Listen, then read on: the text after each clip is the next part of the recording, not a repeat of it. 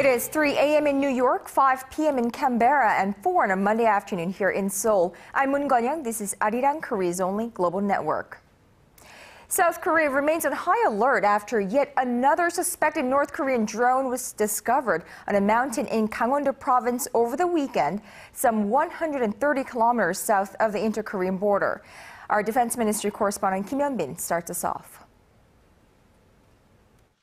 Key commanders from every branch of the military held an emergency meeting Monday to discuss the recent infiltrations of unmanned aerial vehicles. Defense Minister Kim Kwan-jin, who led the meeting, urged all the military to be at the ready for any threat out of Pyongyang. Kim emphasized that the 3 drones found in South Korea in recent days were for surveillance purposes, but warned that future ones may be used to carry out attacks.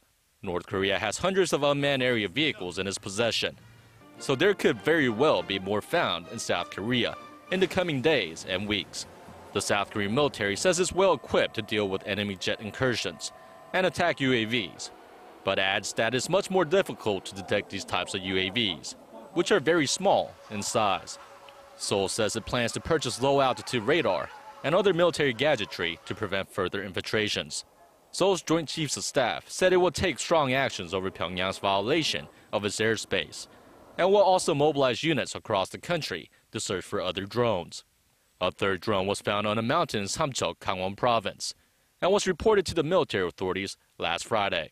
Initial investigations show that drone is the same model as the one that crashed in Paju late last month. It is a worry, as the South Korean military failed to detect these ones until they crashed on South Korea's soil. The ministry says if the drones are confirmed to have come from the north, it will put Pyongyang in clear violation of not only the Korean Armistice Agreement, but also of an international agreement that forbids flying over another country's airspace without prior notification.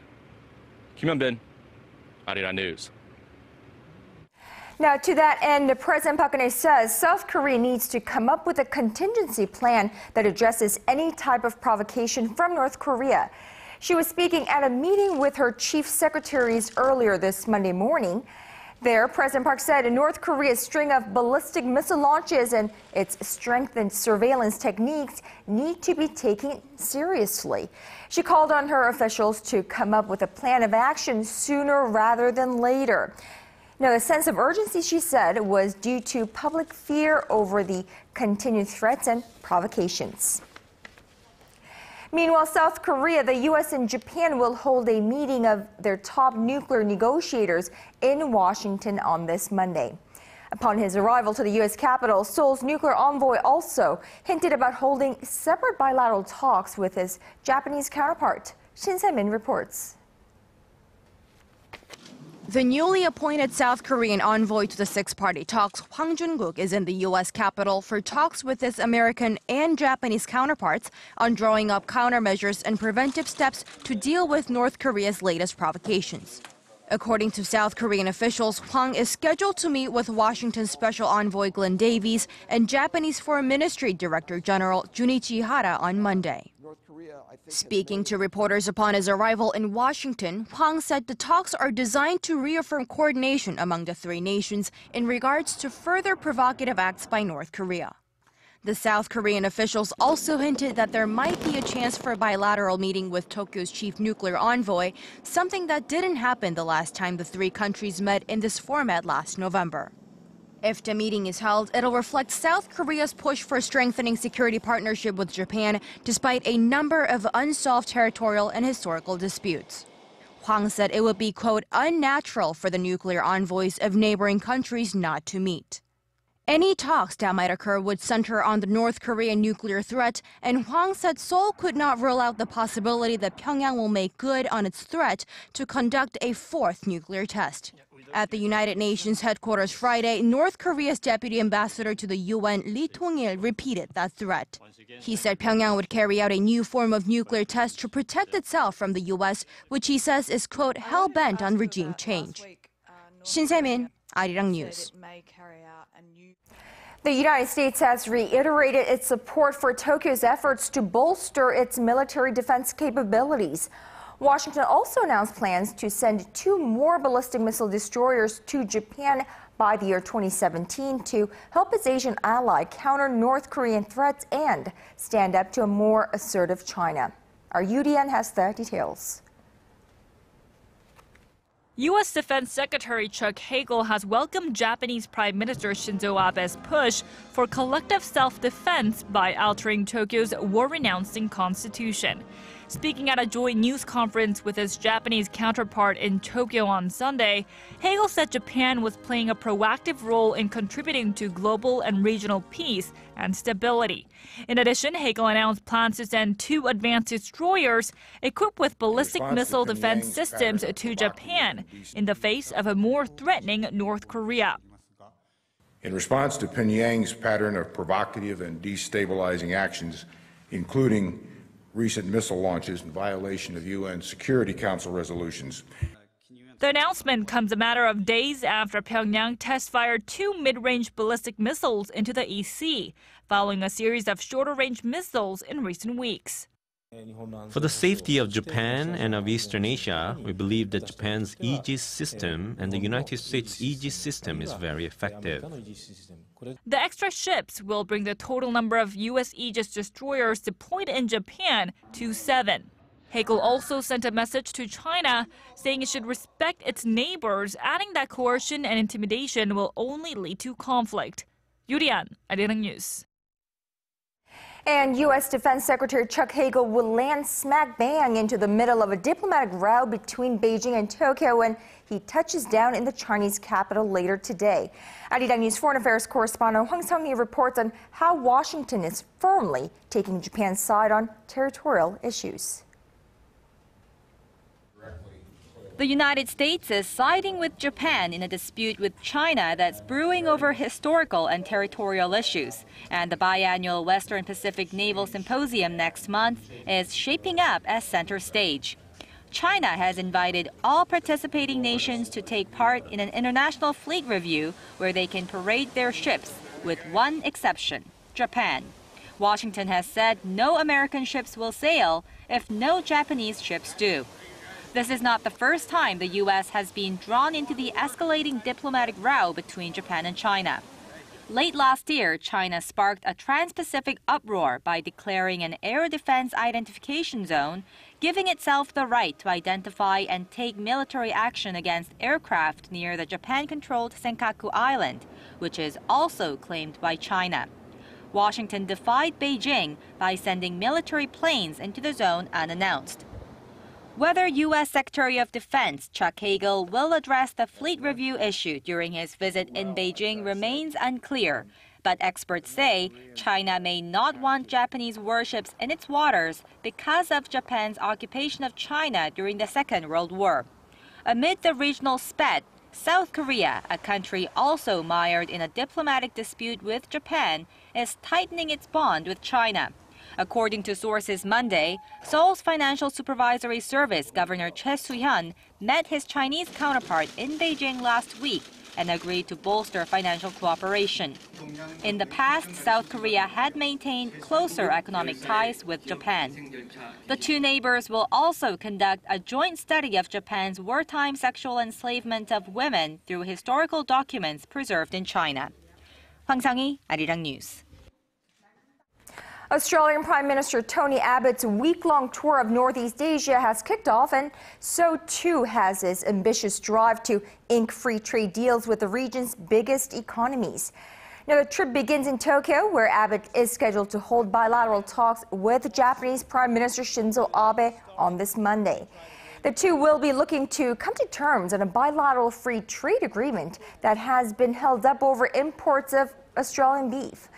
Abbott then arrives in Seoul for 2 days, starting Tuesday, where he and President Park Geun-hye will sign a free trade pact that was reached in December. The Australian leader finishes up his tour of the region in China, meeting with President Xi Jinping. Abbott is making the trip along with Australia's largest ever trade mission, underscoring Canberra's commitment to sign FTAs with Seoul, Beijing, and Tokyo this year. A new sign of hope in the search for missing Malaysia Airlines Flight 370. An Australian Navy ship has picked up new signals consistent with those emitted from an aircraft black box. Former Australian Defence Chief Angus Houston, who is leading the search coordination body in the southern Indian Ocean, said Monday that the signals were detected by Australian vessel known as Ocean Shield. However, he cautioned that it was too early to jump to any conclusions and that it may take days to confirm whether the transmissions were in fact coming from Flight 370's black box. Of course, time is running out on the search, now in its 30th day.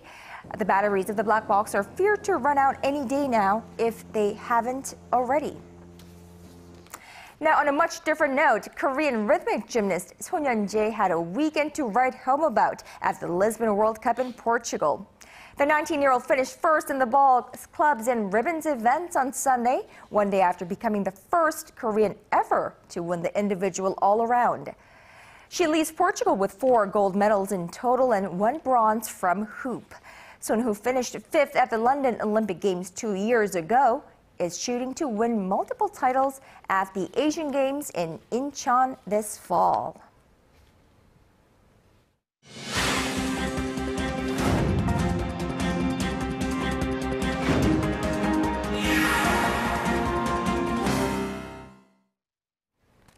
Now, protecting the public's personal information was at the top of the agenda this Monday morning on the 3rd day of the National Assembly's questioning session of government officials.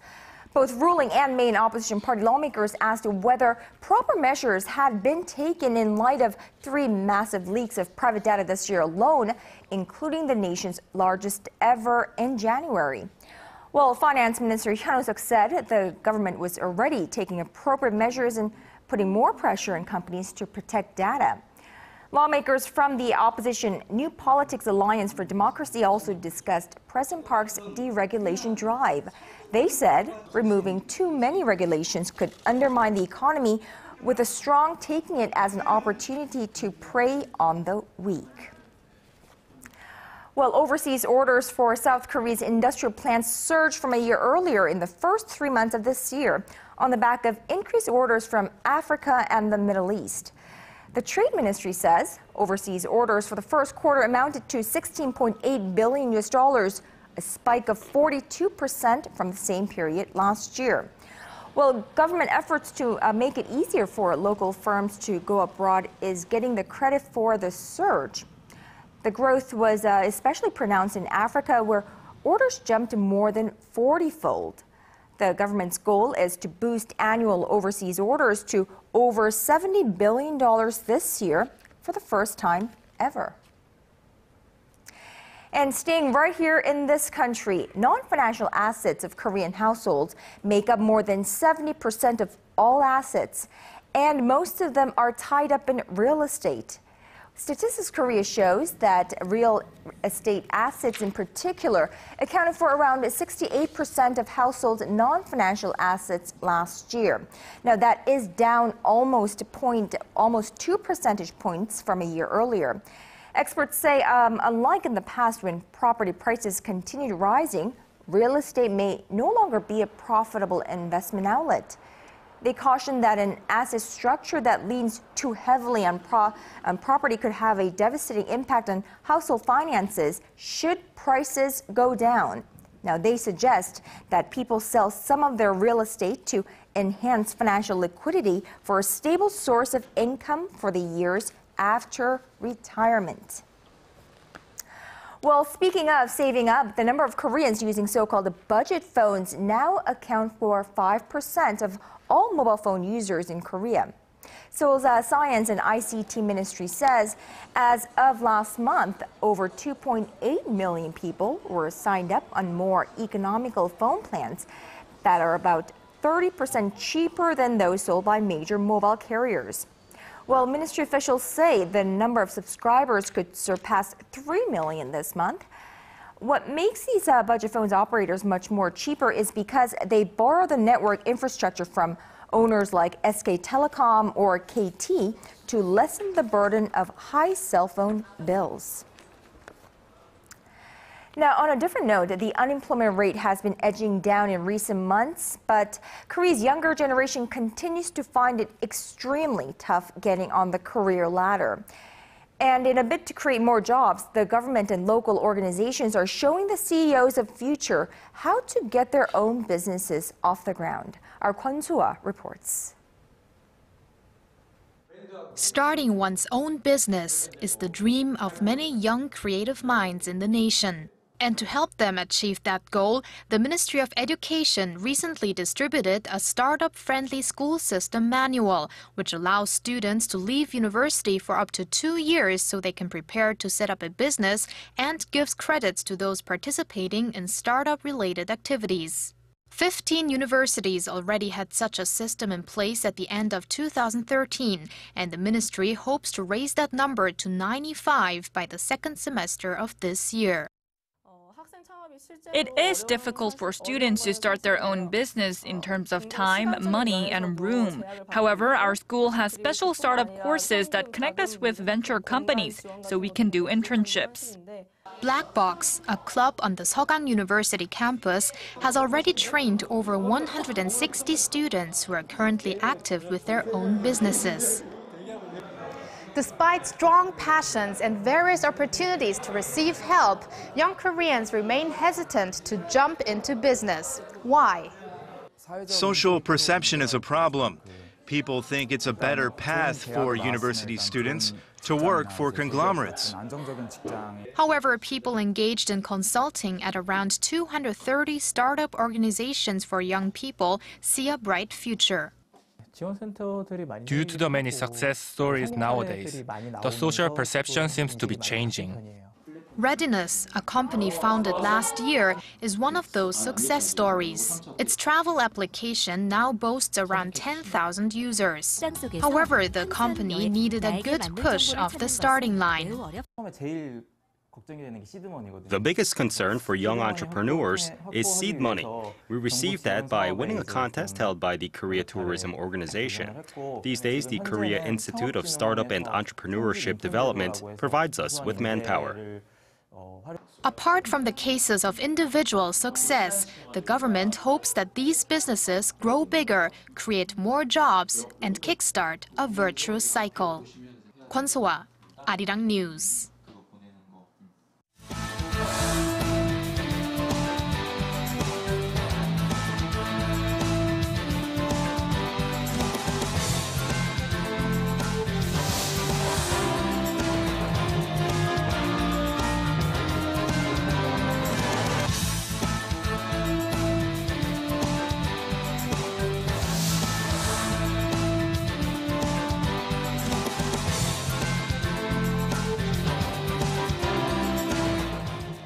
Well, interesting data out of the Organization for Economic Cooperation and Development. In its biannual Society at a Glance report published last week, it documented the latest trends in various sectors of society, among which are the unemployment and employment rates in countries throughout the world.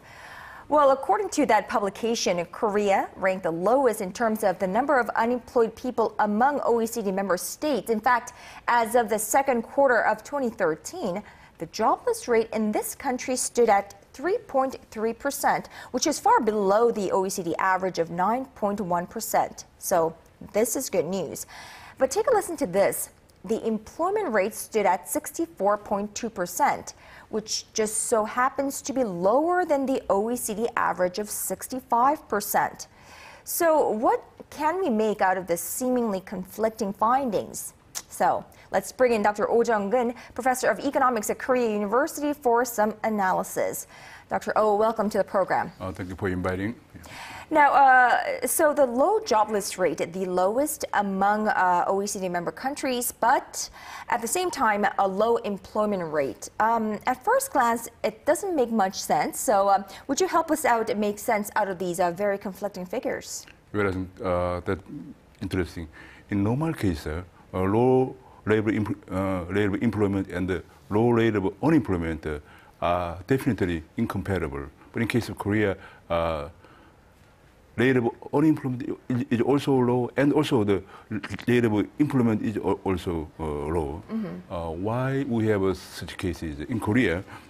Mainly because of difference between labor force population and the labor force participation are considerable. Therefore, I think number of huge labor force participation do not take part in labor market. That's the main reason.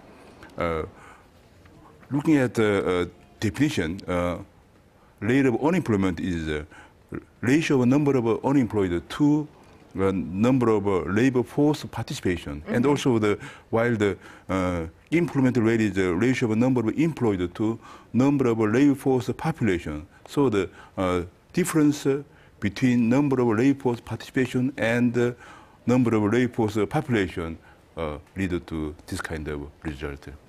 Now, so this is rather an unusual trend, if you will. Right. What would you say is the main factor behind this very interesting trend? I think why we have a huge difference between labor population and labor market participation. We have mainly three reasons. One is a lot of college graduates waiting for the only decent jobs. For instance, jobs in a big conglomerate, and also the jobs in a big public company, and also the civil servant. And secondly, we have a lot of already retired aged people. And thirdly, we have a very low rate of women labor participation ratio. So I think this is just around only 50%. So in particular, among them, I think the low rate of employment of the youth aged from 15 to 29 is only about 41%. This is the main cause of such low rate of employment. Right. I mean, the 40% range has been said that it is the lowest point ever of youth unemployment, which is a rising problem here in Korea and in economies that are having difficulties around the world. Now, the Park Geun-hye administration, in fact, vowed to achieve a 70% employment rate during its term. And obviously, standing in the way is, of course, a very low youth unemployment rate. But I hear that there is a particular group that's responsible for this, and they are classified as what's called the NEETs, N-E-E-T-S. What are they? I think the NEET is defined as not in education, employment, or training. But in case of Korea, slightly different. In Korea, we have high education, high training, but not employment. Actually, in Korea, we have more than 80% of high school graduates go to university. But among them, so every year we have more than 500,000 college graduates are coming out. Among them, almost more than half cannot be employed in Korea because of the low rate of economic growth rate. That's the main reason. Also, the college graduate standard is too high.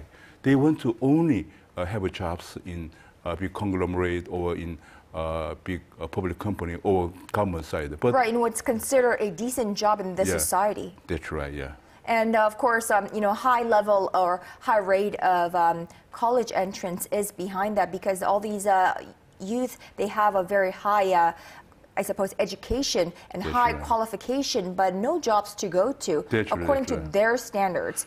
Now, some experts actually argue that what's only intensifying this problem of youth unemployment is, in fact, government's job policies. Now, why do they say that? Because so far, government have tried to provide incentive for youth to have jobs in small and medium-scale industries. SMEs. But as I mentioned, most college graduates want to have jobs in big conglomerate or big public company. Therefore, there must be job mismatches between jobs what they want and the jobs government have tried to provide. Therefore, I think with such government policy, that job mismatch could not be solved soon.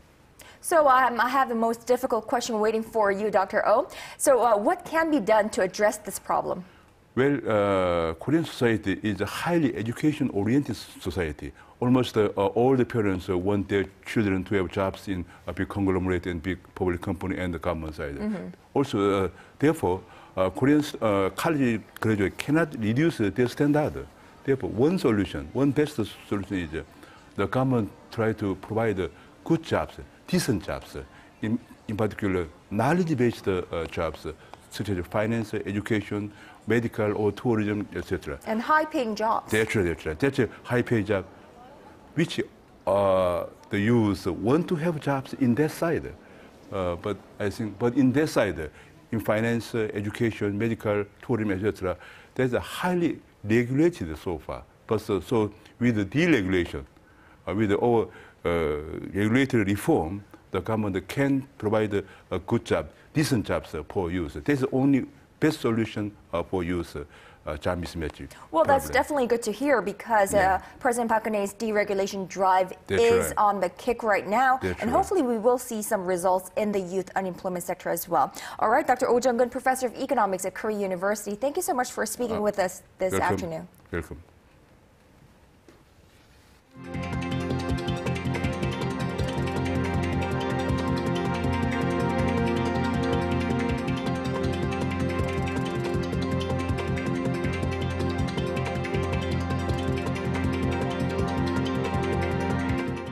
And that's all from me at this hour. Thank you for watching. Do join me again at 6 p.m. Korea time on Early Edition at 6.